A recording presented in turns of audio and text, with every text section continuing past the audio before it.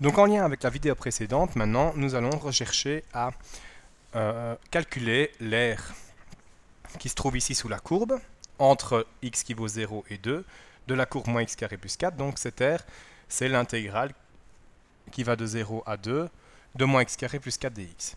On sait que ça, cette aire serait précise. Évidemment, pour le moment, on ne sait pas comment calculer cette intégrale, et donc on utilise des rectangles, soit la méthode des rectangles inférieurs ou supérieurs. C'est-à-dire, on va tracer des rectangles de même largeur sous la courbe ou juste au-dessus de la courbe, comme on a fait dans la vidéo précédente. Et donc, on va calculer l'aire de ces différents rectangles. Il est évident qu'ici, on aura une aire trop petite par rapport à l'aire réelle, et ici, on aura une aire trop grande, puisqu'il y aura chaque fois des morceaux en trop, que par rapport à l'aire réelle. Donc, dans ce cas-ci, on va additionner l'aire de 1, du rectangle 1, l'aire du rectangle 2 et l'aire du rectangle 3. Alors, pour calculer l'aire d'un rectangle, c'est évidemment longueur fois largeur. Mais la largeur vaut chaque fois la même chose, c'est-à-dire 0,5, fois la hauteur. La hauteur de ce rectangle, la voici.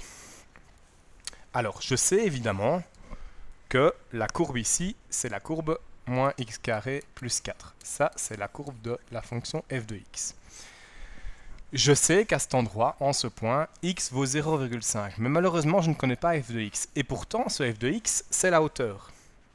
Ce f de x, c'est y en quelque sorte, la hauteur du rectangle. Mais je sais qu'en ce point, x vaut 0,5. Donc il faudrait que je remplace x par 0,5 pour avoir la hauteur. Et donc ma hauteur, c'est moins 0,5 au carré plus 4. Et donc je multiplie la longueur de ce rectangle, moins 0,5 au carré plus 4, par 0,5 la largeur. Et j'obtiens donc une aire de 1,875. Je fais pareil pour l'aire du rectangle 2, c'est-à-dire 0,5 la largeur. Et maintenant je regarde la hauteur. La hauteur, la voici.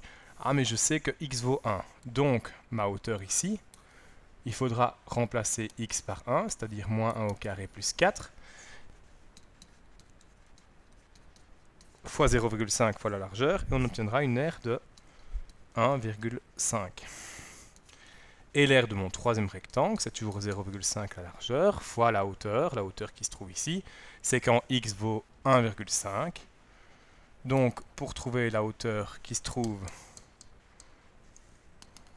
ici, je fais moins 1,5 au carré plus 4, donc 0,5 fois moins 1,5 au carré plus 4. Et donc, j'obtiens, dans ce cas-ci, une aire de 0,875. Et donc, j'ai une aire totale de 4,25. Alors, vu qu'on ne connaît pas l'unité, on met unité d'aire. UA comme unité d'aire. Donc, je sais évidemment que cette aire, elle est inférieure à l'aire réelle. Maintenant, je pourrais très bien calculer l'aire des rectangles supérieurs, c'est-à-dire l'aire du rectangle 1, l'aire du rectangle 2, l'aire du rectangle 3 et l'aire du rectangle 4 dans le cas qui est ici.